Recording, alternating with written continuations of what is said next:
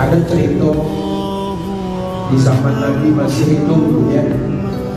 Datanglah seorang laki-laki kepada Nabi, "Ya Rasulullah, saya ini sudah berbuat dosa besar ya Rasulullah. Aku malu ya Rasulullah." Kemudian Rasulullah menjawab, "Apa dosa yang sudah kau lakukan?" "Aku malu ya Rasulullah." Kemudian Rasulullah, "Apakah engkau tidak malu dengan Allah? Kenapa kau harus malu dengan menyebutkan dosamu, sementara kepada Allah kau tidak malu? Enyah kau dari hadapanku," kata Rasulullah. Marah Rasulullah. "Enyahlah kau dari hadapanku. Jangan membuat kemurkaan Allah menimpa orang-orang yang beramal soleh." Yang perlu kita garis bawahi, ternyata orang yang banyak dosa jika dekat kita bisa saja kemurkaan Allah menimpa orang-orang soleh. Makanya kita kalau ada orang kumpul kebo di kampung kita harus ya kita selesaikan. Kalau tidak, nah kampung kita bisa jadi azab, tidak saja mengenai orang yang melakukan kumpul kebo itu, orang soleh juga habis.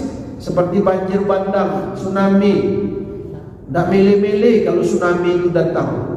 Awas, awas, awas, rumah ibu Robi. Tidak dipilih juga. Gitu. Awas, rumah ibu ketua. Nah. Pokoknya semua. Itu. Ya. Jadi catatan kita, orang yang melakukan dosa itu bisa mendatangkan azab. Makanya orang zaman dulu siapa yang berbuat zina itu hukumnya dirajam atau diusir dari kampung halaman. Karena orang tidak mau terkena imbasnya gitu. Nah, dari kisah ini orang ini diusir oleh Rasulullah.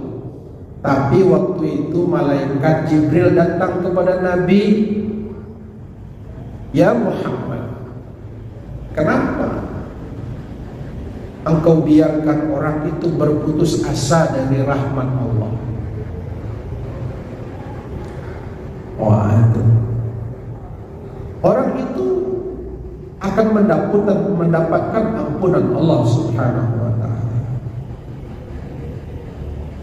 Bagaimana cara mengampunnya? Nah ini kemudian malaikat Jibril pun menyampaikan kepada baginda Nabi,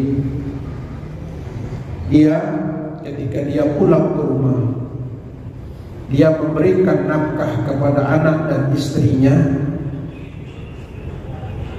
maka disitulah Allah memberikan ampun kepadanya. Nah, berarti kita selaku orang tua menyenangkan hati anak keluarga kita itu dapat menggugurkan dosa kita.